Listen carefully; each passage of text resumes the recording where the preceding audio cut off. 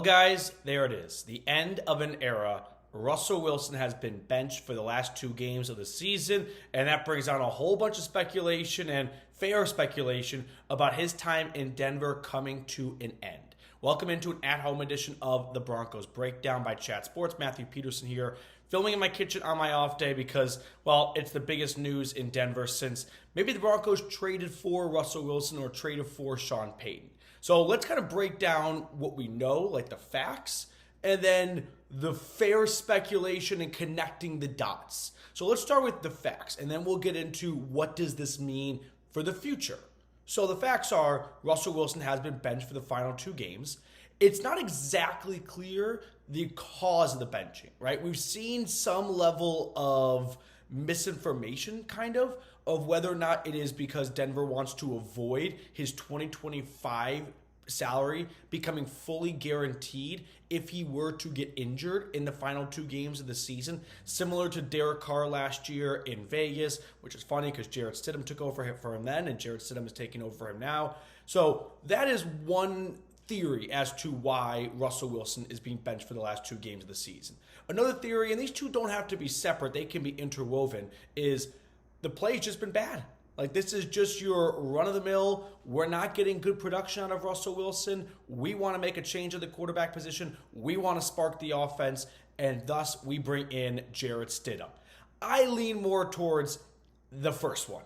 They want to avoid Russell Wilson suffering an injury in the final 2 games and making his 2025 $37 million salary fully guaranteed, just like the Raiders had last year with Derek Carr. Now, the difference between the Raiders and the Broncos is Russell Wilson's going to be the backup, which, imagine if Jarrett Stidham got injured, Russell Wilson went in, and then Russell Wilson got hurt. So I think if the Broncos truly wanted to avoid his 2025 salary becoming fully guaranteed, Russ just wouldn't dress at all for the last 2 games of the year.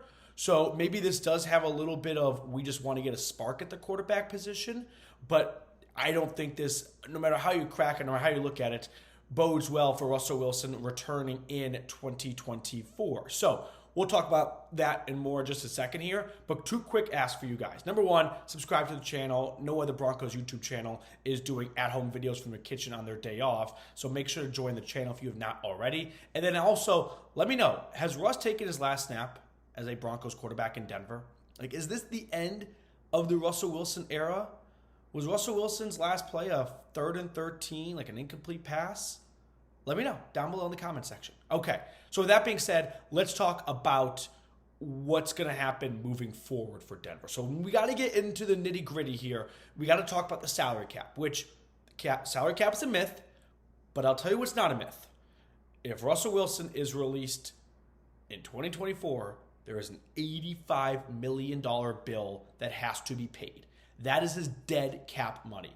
Dead cap money means it is someone that's not on your roster that you still have to pay. The record belongs to Matt Ryan when he went from the Falcons to the Colts at a little over $40 million. We are talking about doubling that record and then some. So I've seen some just, I guess I'll call it misinformation, but I think there's just overall confusion because the cap is a myth. So let me do my best to try and explain this because, well, the cap is a myth. 2024 dead cap it. If Russell Wilson is released with a post-June 1 designation, which would maximize savings, his dead cap it in 2024 is $35.4 million. There is still a $49.6 million bill that will be waiting for the Broncos in 2025. So, yes, the Broncos would avoid guaranteeing $37 million in 2025 if Russell Wilson is released or moved on from our post-June 1st designation before the 5th day of the league year. But there's still $85 million in dead cap money.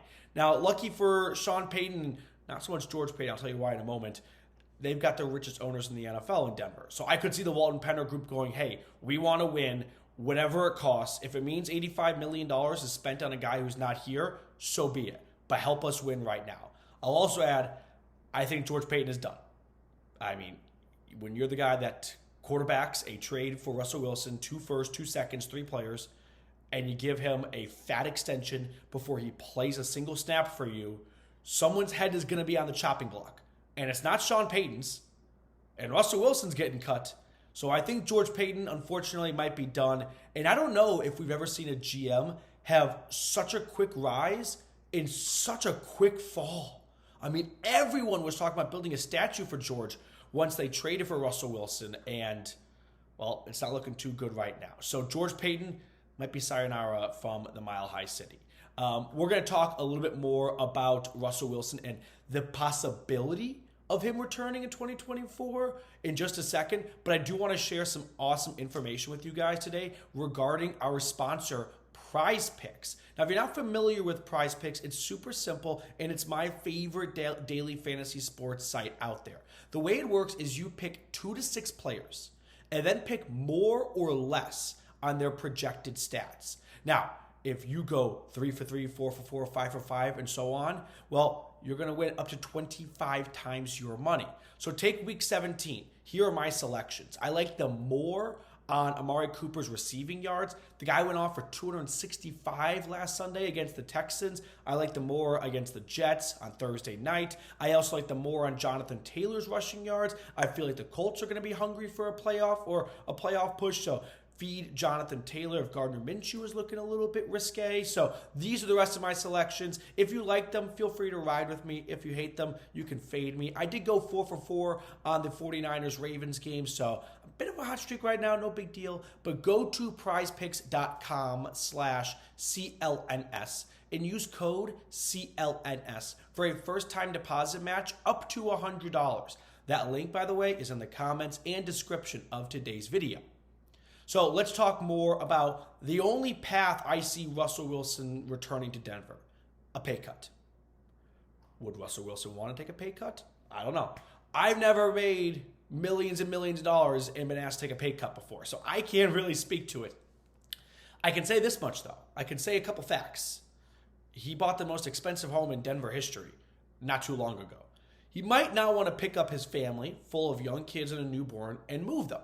I think that's a legitimate point to make. And so if the Broncos come back to him and say, hey, we all know this is a bad contract. You're not living up to it. It was a bad decision on our end. Take a pay cut, and we'll keep you around for 2024. Otherwise, we're going to release you.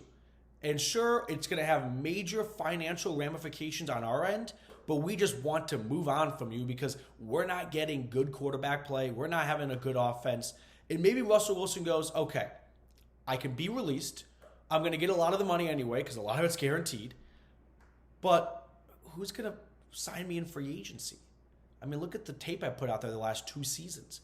I don't think I'm going to have a lot of suitors lining up. So I'm not going to make a whole lot in the free agency market.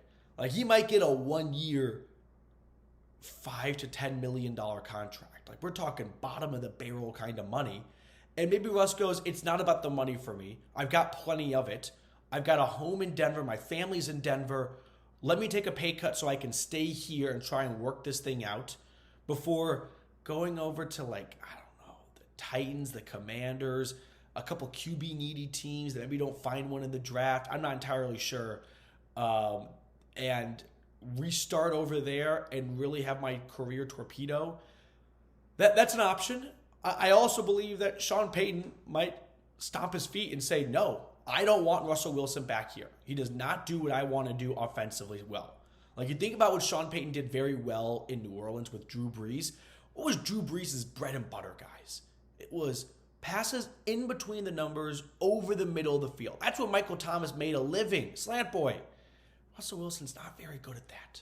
That is like maybe his weakness as a quarterback is passes in between the numbers over the middle of the field and in that intermediate range, right? Not too deep, but not too shallow. So maybe Sean Payton ultimately is going to get his way.